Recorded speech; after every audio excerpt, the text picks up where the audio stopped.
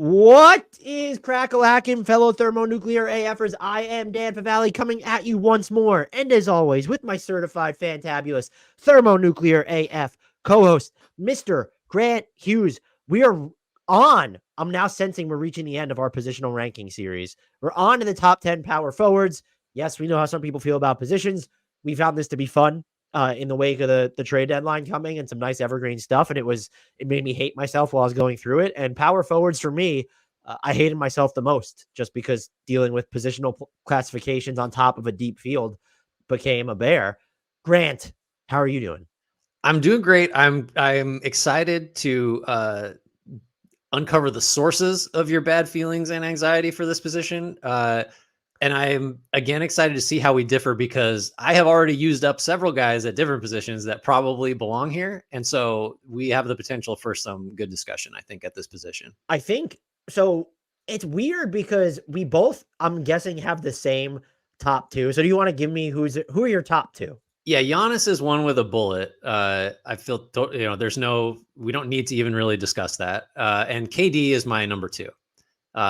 I hope that's your number two, because you didn't use KD at small forward, and it's hard for me to imagine him being lower than two here. So yeah, I will say you had Kawhi as a small forward. I did not. I had Kawhi as a power forward, and I didn't know what to do, quite frankly, when it came to ranking like KD and Kawhi. KD's been more available this year. There is no comparison for him on the offensive end.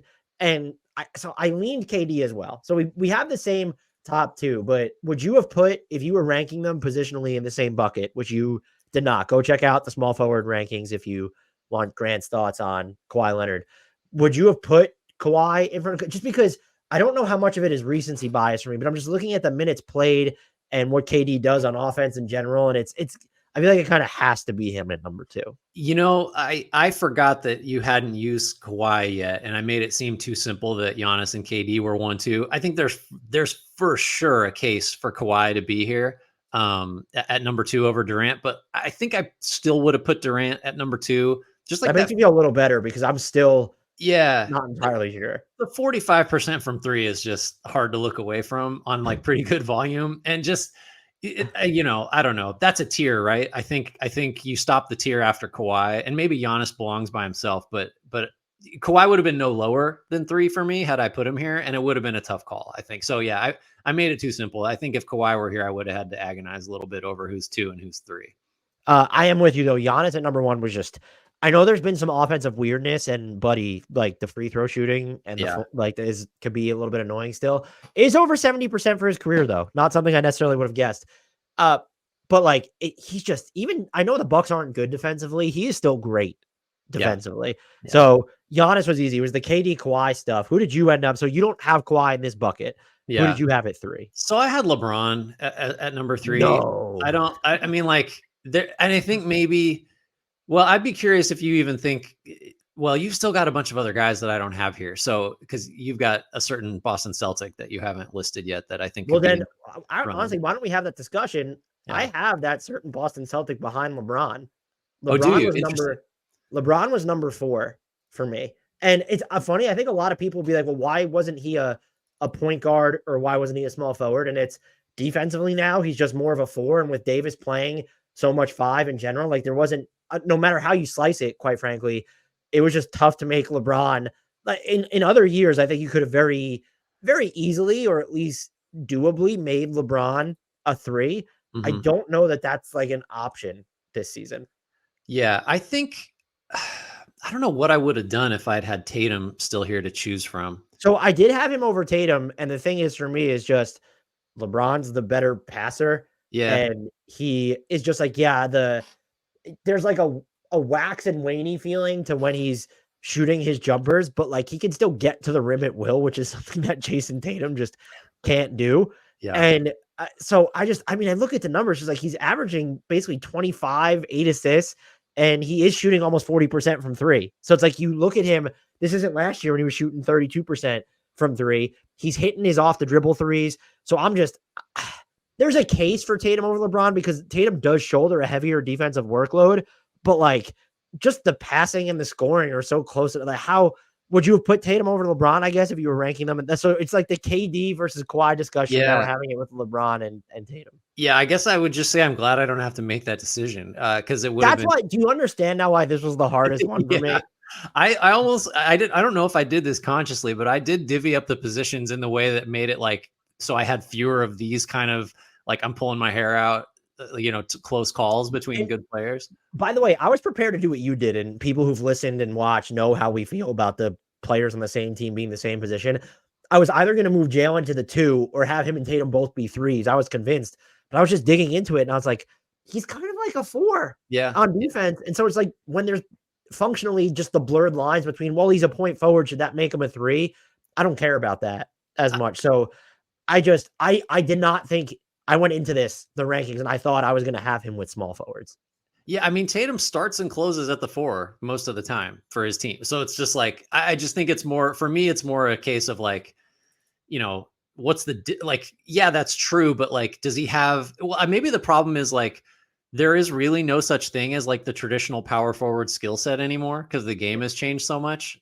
So you can kind of just say there's, we could have just totally like gone crazy with this and been like lead ball handlers, wings, bigs, and just ranked it that would have only been 3 podcasts though, instead of 5. We would have had to do like 25 players at each position though. All right. So no qualms with what you did there. My number 4, and we moved down a tier, I think, here is Lauri Markkanen.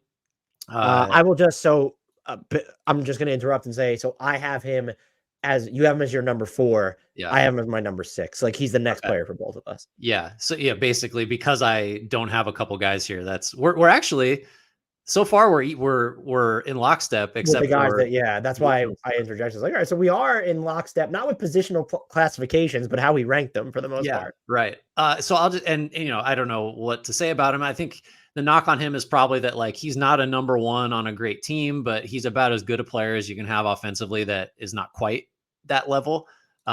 Just because of the self-creation is not the same as someone like Tatum, Kawhi. It's just a little different, but he's just an ace shooter on the move. And he's got, I mean, size-wise, like he is a power, traditional power forward size. And he's playing there more this year, like in that true spot. And I mean, he's had stints in his career where he's played some 5, and he's had stints where he's played some 3. So like, I think that's a feather in his cap, is there's versatility here that you maybe don't get from some of the guys further down the list. The next guy for me is Siakam at 5. And I think you could justify flip-flopping him and Markkanen, just kind of depending on what you value. But then after that, I'll stop there and give the floor back to you. But after 5, it's like, I'm not in love with any of the rest of my top 10 or the order necessarily, but I do feel strong about the top 5.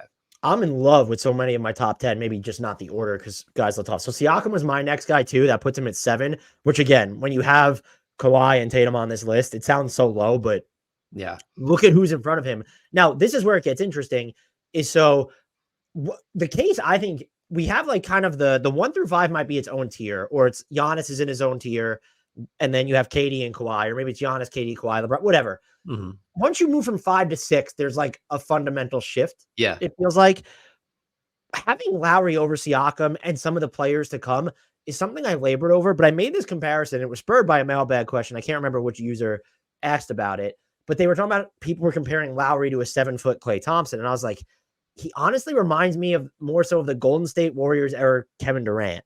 And that is the level of efficiency and like play finishing that we're seeing. Now, Kevin Durant was better because he is a better self-starter, but the fact that Lowry can come in, can play the 3 or the 4, holds up defensively. This is not, I'm not making a case for him over Durant. I'm saying, why do you have someone who's more of a self-creator below him when we all value the from scratch creation?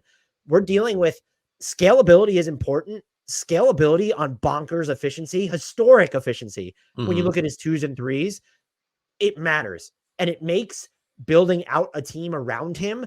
That's what Lauri Markkanen is the reason why the Utah Jazz have access to so many different directions at the moment. And that matters to me, as does, like, he'll give you a little bit of rebounding if he's going to need to play the 4 more, or when he does play the 4, and he's not a sieve on the defense. No, he's not like a good rim protector, but like he has the size and sort of knows how to use it, and he's not super slow. So that's why I had him over Siakam. And also, Well, yeah, we'll save it because I think you're going to get to that name after Siakam, or maybe you won't. But that was we're going to deal with guys who are coming that are still these better self-starters than Larry Markkinen.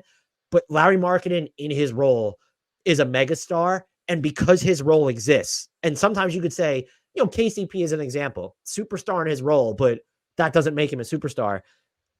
Larry Markkinen's role unlocks so many team building options that's why I have him this high. And I think you could even simplify it and just say, like, if we're just talking about Siakam versus Markkanen, Siakam is probably the more well-rounded player, like just because of the defense he brings and the facilitation and stuff. But Markkanen has the premium skill, which is just like lights out shooter that every defense is terrified of, whether he's got it at a standstill or on the move. So it's like, it's kind of just depends what you're after. And like, I would have no problem if you had flipped those two guys. Let's see. This is where it gets so I went Julius Randle 6. Ooh, okay. And I feel like that's hypocritical because we have docked guys for injuries. And it sounds like even though the shoulder injury is not as severe as it maybe could have been, it's still a long time. And it kind of cuts against our whole, like, well, you got him for the rest of the year in the playoffs. I'm an admitted, like, Randall is not like my player type. Even the best version of him, not my favorite, but like at some point, pure 4. Those might be the toughest players, even more than a pure 2. Yeah. Might be the toughest players to build around. They might be better than pure 2s because they're going to have more size. But. Yeah. So positionally very easy for me, but just skill wise, I just don't love his game, but 24, 9 and 5 on like good enough efficiency. And he plays a major role for a really good team. Like, I'm not going to overthink this too much. I feel okay with him there, but you could talk like the guys I have at 7 and 8. I think there's a strong case for moving up. And I will say, so I have Julius Randle on my list. So I'll go through my list until we get to Julius Randle. And spoiler alert, there's a couple names here. My first guy, I have Zion at 8. I didn't know what to do with him because at any given point of like whatever, Zion just might be belong at number. I mean, like even the names I have in front of him, but like on any given night, you might just be ready to declare Zion better than LeBron and Tatum. Yeah. The defensive limitations that he still has, and then there's just been more of these offensive pits and peaks really just worry me. And then there's not so much this year, but there's the injury concerns. And then just athletically, he still has real pop. And since we're talking about just this season, I don't think you can hold that too much against him where, yeah, if you're worried 2-3 years down the line, but there are just some nights even now where he doesn't look like the caps lock dominant version of Zion. And it's not just because the Pelicans are deeper or better. And then I have at number 9, Scotty Barnes, who you had as the 3, which I railed against under the new context of the Raptors. But for most of this season, I think that you had a stronger case there. He's improved so much. And I think the argument against him right now might be, well, he has not looked completely at home in the new dynamic in Toronto, but you just traded 2 of your 3 best players in OG Anunoby and Siakam for players in RJ Barrett and Emmanuel Quickley, who you now want to be 2 of your 3 best players, essentially. So there's going to be some ecosystem adjustments that need to take place. But Scotty as a playmaker this year is better. His interior passing has been incredible. The shooting is real, even when it's come down a bit as a standstill shooter. The pull-up jumper, we've already seen it kind of fade. You can run stuff through him in the post. And then defensively, they have him guarding more like-sized guys, and he's just been a monster. He has already blocked more jumpers outside of the restricted area this season than all of last year. And like he's blocked, I think he leads the league in block 3-pointers as well, or he's right there. This is just someone who is wearing so many different hats and actually excelling. It's not purely experimental. And I value that a ton. And then that's when I have Julius Randle coming in at number 10. I didn't know there was the injury that factored in. There's, the fact that he takes these off the dribble jumpers and even the off the dribble threes, but then there's shaky percentages on them. This is a weird thing to say. And I'm curious what you think about this. He's super important to what the Knicks do defensively because you look at the scope of his assignments. There are very few players on defense who are more frustrating than Julius Randle because there are just nights where he clearly doesn't give a flying fuck. Yeah. And it's so frustrating. So that coupled with the injury and then some of the, is he taking enough threes? Is he hitting them at a high enough clip? The fact that question still exists, even though he answers it a lot of the time in the affirmative, that's why I have him here. again, I'm open if you need to have a discussion, like, does he belong above Zion or Scotty at this point? It's possible, but, the big thing for me is just only 5 3-point attempts per game and you're under 32%. That's just, I get that you're really good and he's an all-star. I don't have an issue with it. There will be an injury replacement for him, but this was, again, the names, and we'll get to what I left off. I'll let you take us there. Power forward was fucking hard, man. Yeah, it was hard for me for a different reason, just because this next chunk is, there's knocks against all these guys. So I'll just stick with my list, and then if it looks bad, and I was going to shuffle around like 7, 8, and 9, but whatever. I have Karl Anthony Towns at 7. That's like going to bump a lot of people positionally because he's so clearly a center, but he's played power forward each of the last 2 years predominantly. So he's kind of a Markkanen case where the premium shooting is just the premium skill that I really value. And like defensively, I don't know that you rely on him. They don't really have to. He's part of a really great defense, and he's, I'd say he's been probably break even, maybe a little better than that defensively this year. But just like that level of shooting from that position with that volume is, I mean, he belongs there. I think at 7 for me. I do have Zion at 8. So you're I guess I'm sorry. I'm like, I had a semi-important message I was answering. Who was your number 7? 7 is Karl Anthony Towns, and 8 is Zion.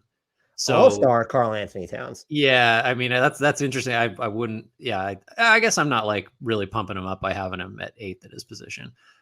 So Towns 7, Zion 8. I have Paolo Banchero at 9.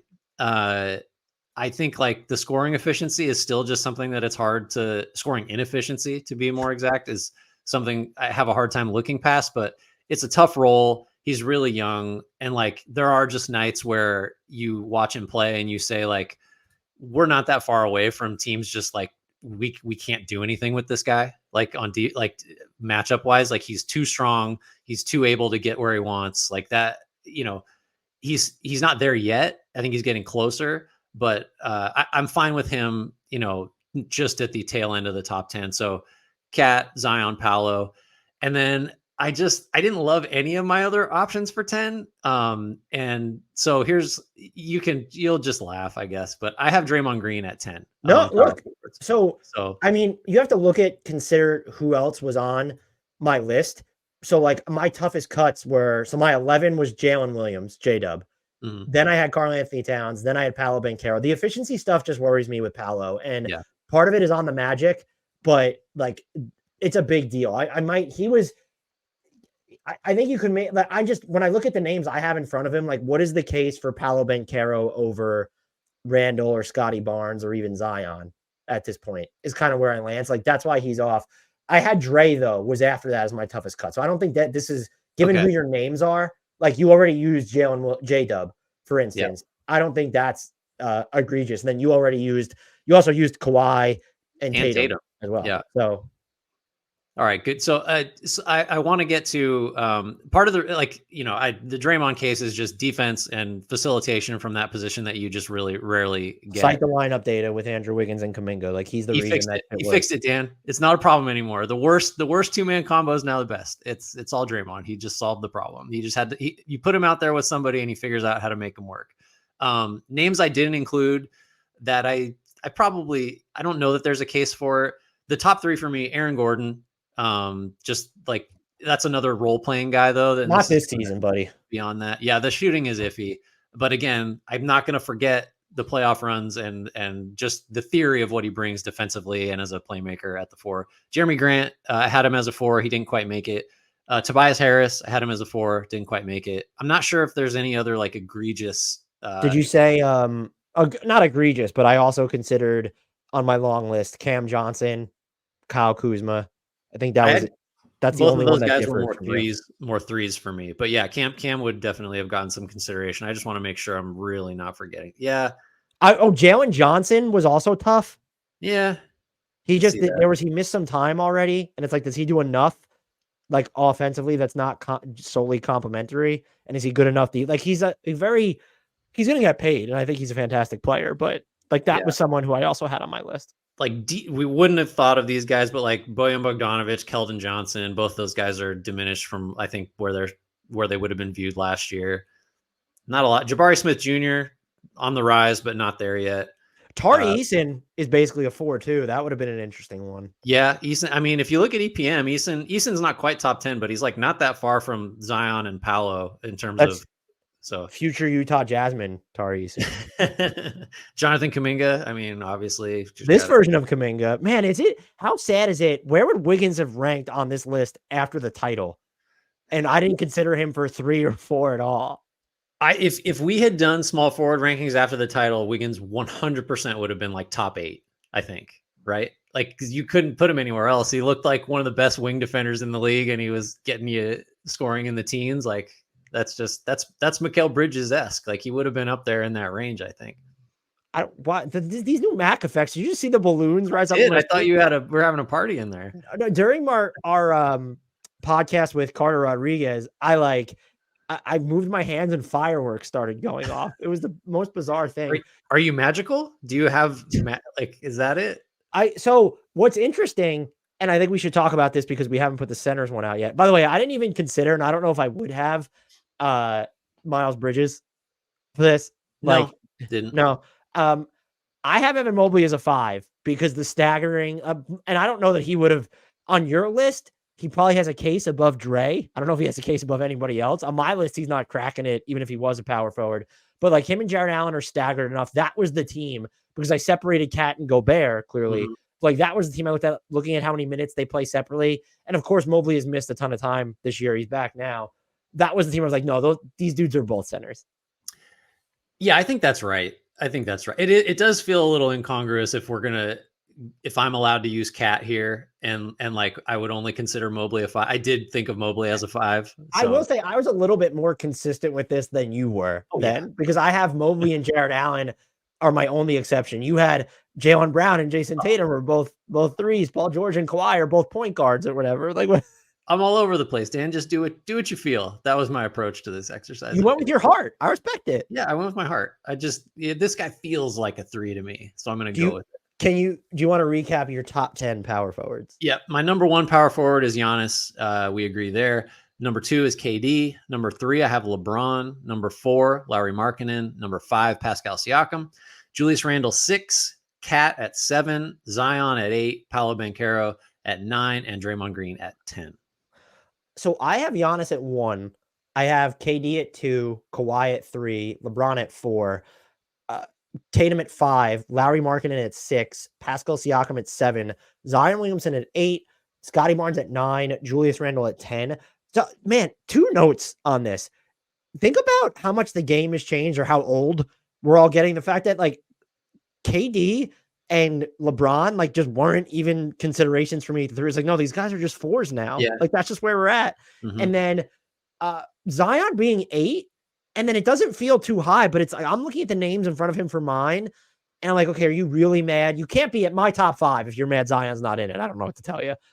But like Lowry and Siakam, like I guess that's the debate. So it's like Zion at 8 feels so low. And then I'm looking at yours and I'm like, maybe 8 really isn't. Like he's not going to crack your top 3, that's for sure. Mm-hmm. And so it's like Zion at 8 feels low, and then it doesn't at the same time. Isn't that weird? Yeah.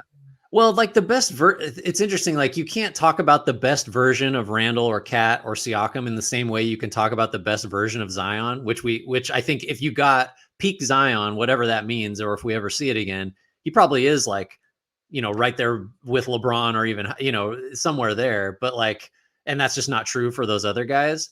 But I guess him being at 8 for both of us is kind of an admission that we don't think we're getting the 27 a game on 65% true shooting version of Zion again. Which is kind of blasphemous because while there are guys I would love for New Orleans to have instead of what their roster looks like right now, I'm so unbelievably high on the Pelicans still, but like for me, it's more of an admission that I don't know what to think of Zion now or later at this point. I'm pretty anchored. I mean, this is not a good quality, but I'm pretty anchored on like the idea that we've seen the best of Zion already, I think, and he's not that anymore. So part of that is last year he was an MVP candidate before he got injured. Right. So like that's not too ludicrous to say, but it's very sad to think because Zion Williamson is 23 years old. Right. Yeah. So do you want to take us out of here on that? Wait, Paolo, you just didn't. The inefficiency was the issue for not having Banchero in the top 10. So what is the name on my list that should You're right. be bumped for Yours is like that's just harder it's because I guess if you like, are you just gonna say, I think, and we haven't really touched upon this, there are gonna be people that say, well, you should reward winning. And you know what? Magic haven't been winning lately. They have like a bottom 3 offense over the past, like since December 15th, basically. So there's if you want to say him instead of I think the only ones where they're I would listen would be Scotty, Randall, and maybe Zion. But like my top 7, it's just sort of like, I don't know. I wish it was he's not easier to messing do with it. those guys. Him, and not even having Cat, like, because I already spoiled it. I don't have Cat listed with my centers. Not having Cat top 10. I know I thought Rudy Gobert should have been the all-star. Like, that's also kind of wild. Yeah, that's true. Well, yours is just so much harder because you had to fit Kawhi and Tatum. I had a lot more Like, wiggle room. it didn't get any easier. It's not like it made centers easier for me. And it made the field of small forwards so shallow that then it made small forwards more I should have went with you and done what was better for my heart and my chest. That's a good spot to go. That's power forwards, folks. Thanks for listening. Thanks for watching. If you watch, let us know what you think, what you agree with, what you disagree with. Follow us on our socials, rate, review, subscribe, thumbs up, tell your friends, tell your enemies. You know the drill at this point. Links to our Discord and merch are in the YouTube and podcast descriptions. We close, as always, with a shout out to Frank Ntilikina and an apology to Jared Allen.